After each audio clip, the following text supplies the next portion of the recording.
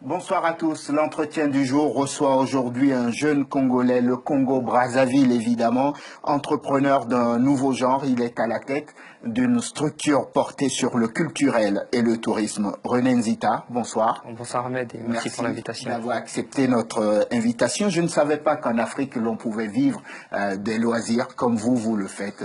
Alors oui, la vie portant sur le loisir est moi je dirais que c'est plutôt un gros mot. Oui. D'autant plus qu'il faut commencer déjà par habituer, en tout cas en ce qui concerne le Congo-Brazzaville, il faut commencer par habituer la population à participer à ces activités-là. Oui. D'autant plus que c'est un pays, enfin j'ai du mal à parler de guerre, mais il faut dire que c'est un pays qui a été longuement porté par des événements douloureux, des événements difficiles. Donc c'est vraiment un long processus qui emmène des habitants aussi dans la population à participer à ce genre d'activité. Et aujourd'hui, à ce jour, je dirais que les gens sont beaucoup plus réceptifs.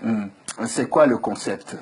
Alors le concept de l'établissement, donc entreprise individuelle NR des Jeux et Loisirs, oui, consiste à proposer des activités culturelles, des activités touristiques, portant particulièrement sur tout ce qui porte sur les jeux, oui, à travers tout l'espace territorial congolais. Oui. Alors aujourd'hui, ça part pas du hasard, hein. Il y a une activité, il y a une expérience de pratiquement 8 ans. Oui. Qui part du Sénégal, de la France et que j'ai voulu adapter au Congo. Donc vous me poserez peut-être la question sur la concurrence, pourquoi aller dans ce domaine-là alors qu'il existe. Oui, effectivement, il en existe au Congo, mais au Congo, tout ce qui porte sur l'événementiel, ce sont de gros événements. Oui. Et moi, la touche que j'apporte ici, c'est la mobilité. Donc il y a de la concurrence, oui. Mais nous sommes plus mobiles. Nous n'avons pas, ce n'est pas un centre de jeu. Oui. C'est vraiment un apport de services. Nous proposons des services, des concours de jeux, des kermesses, des galas qui ne s'organisent pas en une journée. Hein, vous conviendrez bien. Et donc du coup, moi, je suis parti sur ce postulat-là. En fait, c'est pour pouvoir donner un peu plus de culturel, un peu plus de tourisme, parce que ce n'est pas bien exploité. Il y a de l'exploitation, mais qui n'est pas optimale. C'est une exploitation qui n'est pas optimale. Et aujourd'hui, à travers ces activités-là, nous permettons à certaines personnes au plus grand nombre, de pouvoir visiter le pays, de pouvoir mieux se connaître, de pouvoir s'amuser en se cultivant, en s'instruisant, etc., etc. Donc, en fait, ce que vous dites, vous êtes parti d'un constat, vous vous dites, dans mon pays, le Congo-Brazzaville, il y a certes des événements, l'organisation des événements, et il y a certes de grosses boîtes qui s'occupent d'organiser de très, très, très grands événements, mais il n'y a personne pour aller à Oyo, pour aller au fond du Congo-Brazzaville, et qu'il faut que quelqu'un s'occupe finalement d'aller faire découvrir des jeux, d'aller aussi profiter de cette mobilité-là pour attirer les touristes dans votre pays. C'est ça, exactement. Donc les touristes, ça vient en second plan. Oui.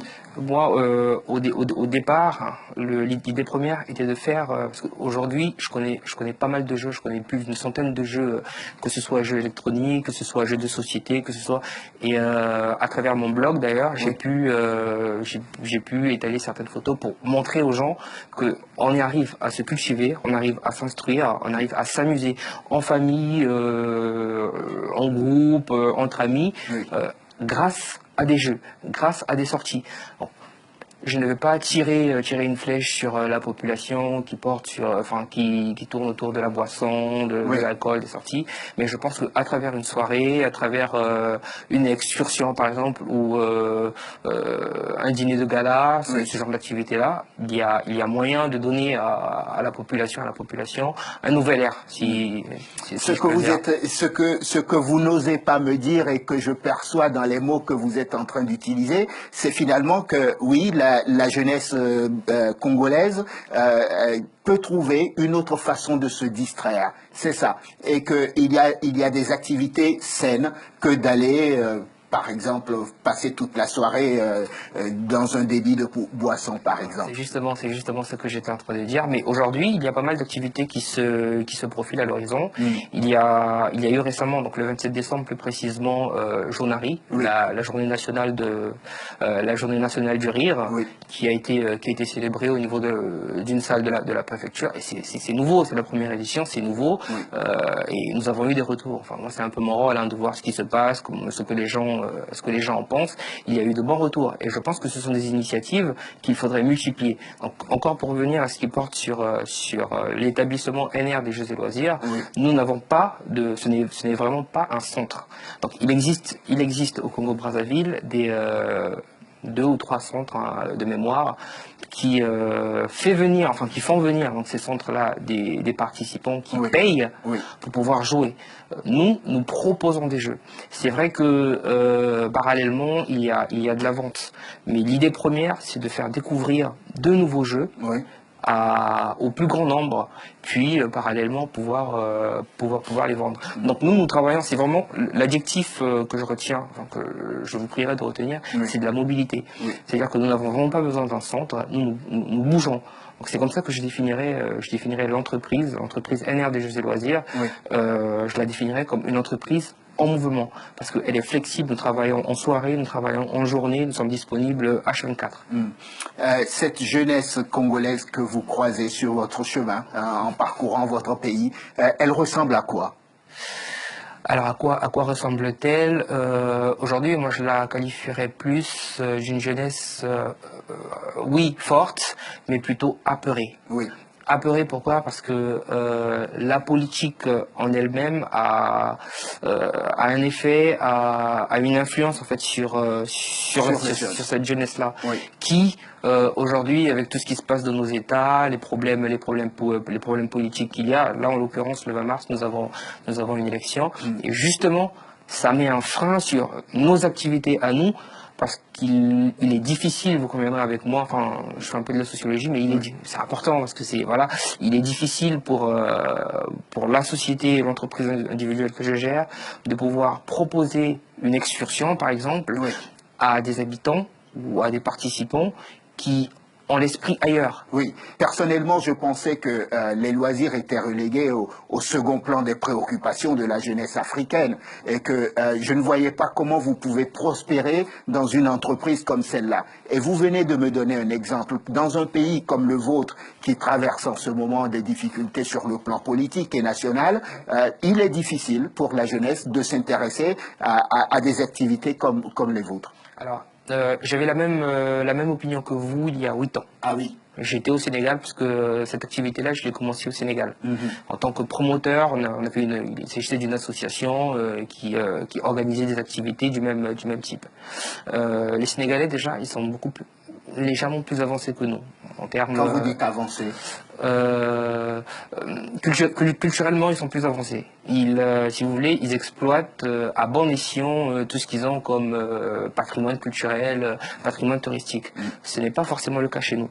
Mais avec le temps, au fur et à mesure, nous sommes en train de prendre conscience en fait de ces acquis-là, à travers le ministère des Loisirs, le ministère de la Culture.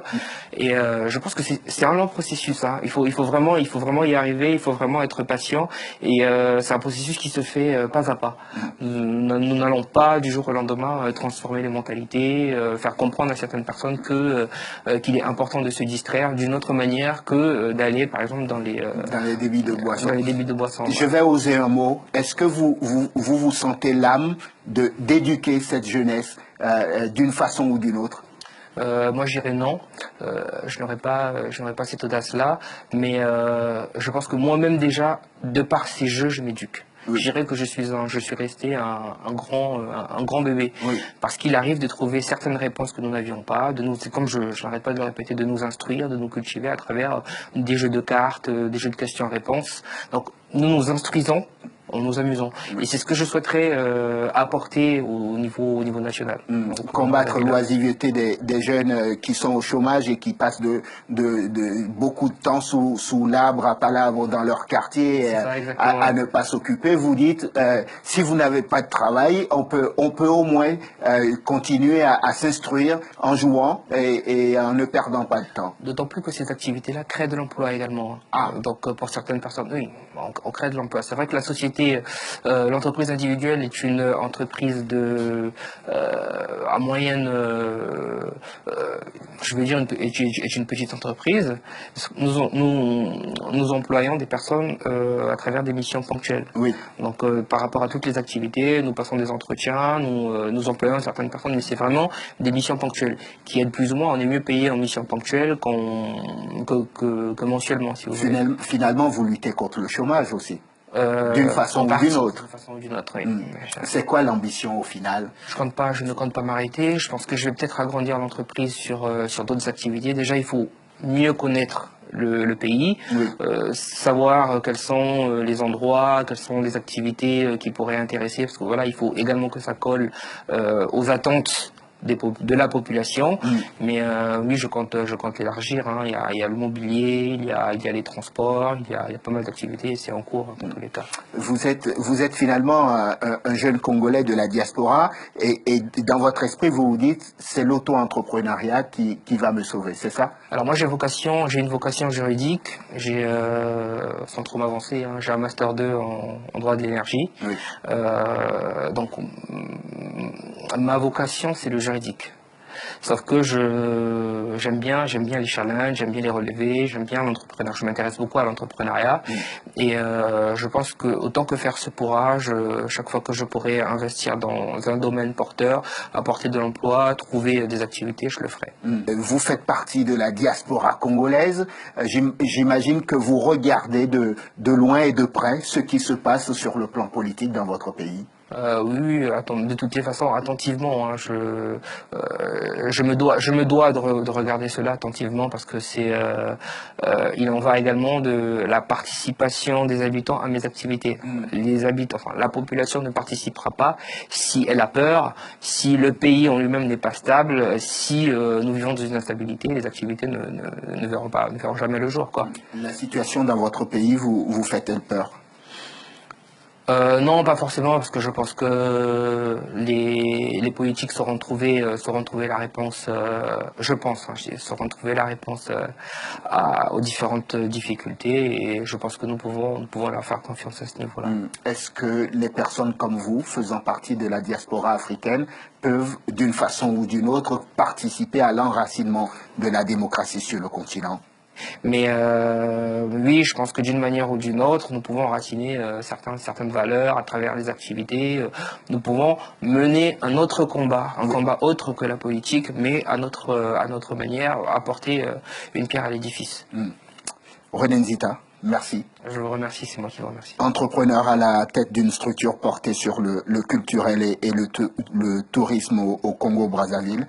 Merci d'être passé nous voir. C'est moi qui vous remercie, Ahmed. Merci à vous de nous avoir suivis. Je vous souhaite de passer une excellente suite de programmes sur Télé Sud. Bonsoir.